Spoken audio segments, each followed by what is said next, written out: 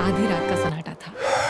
किले की शमाली दीवार पर पहरा देने वाला सिपाही जमाई ले रहा था कि अचानक हवा में एक सनसनाहट हुई। उसके हल्क से आवाज निकलने से पहले ही एक बारीक खंजर उसकी शहरक काट चुका था। वो गिरा नहीं, उसे गिरने से पहले ही थाम लिया गया। 4 सियाह पोश साए बलियों जैसी फिरती से फसील पर उतरे। उनका हदफ खजाना नहीं था, उनका हदफ बादशाह का खवाबगाह था। 3 मिनट, सिर्फ 3 मिनट लगे। बादशाह के सिरहाने रखी खास संदकची गायब थी। इसमें सोना नहीं था, हीरे नहीं थे। इसमें सल्तनत गिल की शाही मोहर, रॉयल सील थी। वो मोहर जिसके बगैर फौज का एक दस्ता भी हरकत नहीं कर सकता था, जिसके बगैर बारूद खाने का ताला नहीं खुल सकता था। सुबह होते ही कियामत टूट पड़ी। शाही महर, मेरी शाही महर कहाँ है? महल के चिपके चिपके को छान मारो, मुझे वो महर चाहिए। अभी बादशाह को मेहर की चोरी का इल्म हुआ ही था कि सरहद से हरकारा मैसेंजर लोहान हालत में दरबार पहुंचा। गजब हो गया बादशाह सलामत, दुश्मन मुल्क ने हमला कर दिया है। हमारे 3 सरहदी कुले तबाह हो चुके हैं। दुश्मन मुल्क ने हमला कर दिया है, हमारे 3 सरहदी किले तबाह हो चुके हैं। रिजर्व फौज को भेजो, बारूद खाने खुलो फौरन। बादशाह सलामत, कानून के मुताबिक शाही महर के बगैर बारूद खाने का ताला नहीं खुल उसे सकता। तहरीरी हुक्म चाहिए। बादशाह गुस्से और बेबसी से कांपने लगा। सल्तनत मफलूज हो चुकी थी। वजीर आजम वकारुद्दीन जरूर अंदरूनी ड्रामा साजिश करते हुए है। कहा, जब तक महर नहीं मिलती, हमें दुश्मन से जंग बंदी की भीख मांगनी होगी। शहजादी जरीना खामोश थी। उसने वकारुद्दीन की आंखों में छप्पी चमक देख ली थी। उसे शक नहीं, यकीन था। उसने फौरन एक खतरनाक चाल चली। उसने ऐलान करवाया, घबराने की जरूरत नहीं, महर मिल गई है और अब्बा जान ने हमले का हुक्म दे दिया है। ये खबर सुनते ही वकारुद्दीन के चेहरे का रंग उड़ गया। अगर हमला हो गया तो उसका मंसूबा फेल हो जाएगा। वो रात के अंधेरे में अपने कबूतर खाने की तरफ भागा ताकि दुश्मन को पैगाम भेज सके कि हमला रोको मत, महर नहीं मिली, ये झूठ है। जरीना पहले से वहां घात लगाए बैठी थी। जैसे ही वकारुद्दीन ने कबूतर उड़ाया, जरीना ने तेर मारकर कबूतर गिरा दिया। सिपाहियों ने वकारुद्दीन को घेर लिया। जरीना मुस्कुराई। खेल खत्म, वजीर साहब। तुमने मुझे पकड़ लिया शहजादी, लेकिन वक्त जाया कर दिया। महर सरहद पर पहुंच चुकी है। और इस वक्त मेरा खास आदमी दुश्मन के जनरल को महर देने वाला है ताकि वो जाली शाही हुक्मनामे जारी करके तुम्हारी फौज को खुद अपने ही हाथों मरवाए।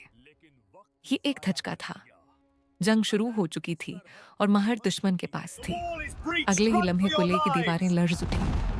धड़ाम, दुश्मन की तोपों ने गोलाबारी शुरू कर दी थी। शहर में अफरातफरी मच गई। फौज बगैर कमांडर और बगैर हुक्म के लड़ रही थी। फसीलें गिर रही थीं। जरीना ने फैसला किया, अब महल में बैठने का वक्त नहीं रहा। शाही जरा बख्तर पहनी, अपने 10 खास जानसारों साया दस्ता को साथ लिया। हम महर वापस लाएंगे, चाहे हमें जहन्नम के दरवाजे तक जाना पड़े। चलो। घोड़े सर पर दौड़े। शहर जल रहा था, लाशें गिर रही थीं। जरीना का दस्ता सीधा मैदान जंग के बीच में घुस गया। तलवारों की झंकार, घोड़ों की टापें और तीरों की बारिश। जरीना किसी आम सिपाही की तरह नहीं, एक आंधी की तरह लड़ रही थी। इसका रक्त दुश्मन के मरकजी खीमे की तरफ था, जहां झंडा लहरा रहा था। दुश्मन की फौज हजारों में थी और जरीना के साथ सिर्फ 10 लोग। खामोशी से उन्होंने भैंस बदला। मुर्दा दुश्मन सिपाहियों की वर्दियां सीधा पहने मरकजी खेमे की और तरफ। धुएं की आड़ में दुश्मन के कैंप में दाखिल हो गए। अब सल्तनते गुल हमारी है।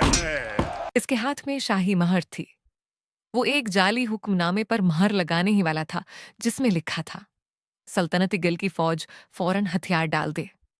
अगर ये हुक्म जारी हो जाता तो सिपाही बादशाह का हुक्म समझकर हथियार फेंक देते। जरीना खेमे के पर्दे को चीरती हुई अंदर दाखिल हुई। कोई वार्निंग नहीं, कोई बात नहीं। उसने सीधा खंजर फेंका। खंजर जनरल के हाथ पर लगा और महर उछलकर दूर जा गिरी। खेमे में मौजूद मुहाफिजों ने तलवारें निकाल ली। अब मुकाबला एक और 10 का था। जरीना के साथी बाहर दुश्मनों को रोक रहे थे और अंदर जरीना अकेली 4 कमांडरों से लड़ रही थी। ये लड़ाई ताकत की नहीं, फिरती की थी। उसने एक की तलवार छीनी, दूसरे के सीने में उतारी, तीसरे को ठोकर मारकर गिराया। जनरल जख्मी हाथ के साथ मेहर की तरफ लपका। जरीना ने छलांग लगाई। इसकी तलवार जनरल की गर्दन पर थी। जनरल रख गया। बाहर जंग का शूर था। जरीना ने महर उठाई, लेकिन कहानी अभी खत्म नहीं हुई थी।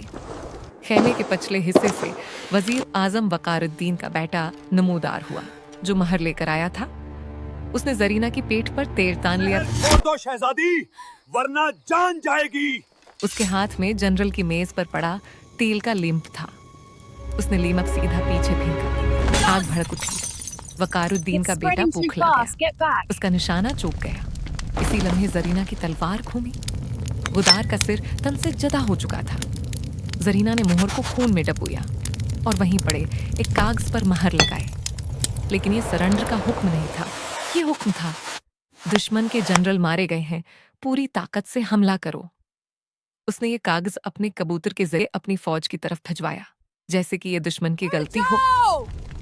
और फतह का पैगाम ले जाओ। शाही महर के साथ हुक्म आया है, दुश्मन का जनरल मारा गया, हमला करो। उनका जोश आसमान को छू गया। जो फौज पहले डर रही थी, वो अब शेर की तरह दुश्मन पर टूट पड़ी। दुश्मन का जनरल मारा जा चुका था। कैंप में आग लगी हुई थी और उनका राब्ता टूट चुका था। अगले 1 घंटे में मैदान जंग का नक्शा बदल गया। सूरज ग्रूब होने तक दुश्मन की फौज भाग रही थी और सल्तनत गल के घोड़े उनका ताक़ब कर रहे थे। रात गए। दरबार दोबारा सजा। बादशाह तख्त पर था।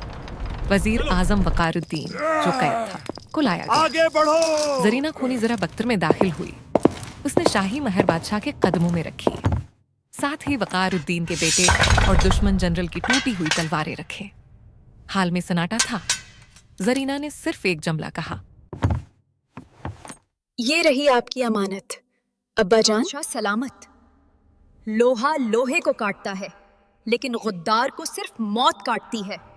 तुमने आज साबित कर दिया कि तुम सिर्फ शहजादी नहीं, इस सल्तनत की मुहाफिज इस रात हो। सल्तनत गल ने जश्न नहीं मनाया। इस रात सबने ये सबक सीखा कि जब तक मेहर वफादार हाथों में है, सल्तनत को दुनिया की कोई ताकत नहीं गिरा सकती। लेकिन जंग जीत कर भी जरीना की आंखों में सुकून नहीं था।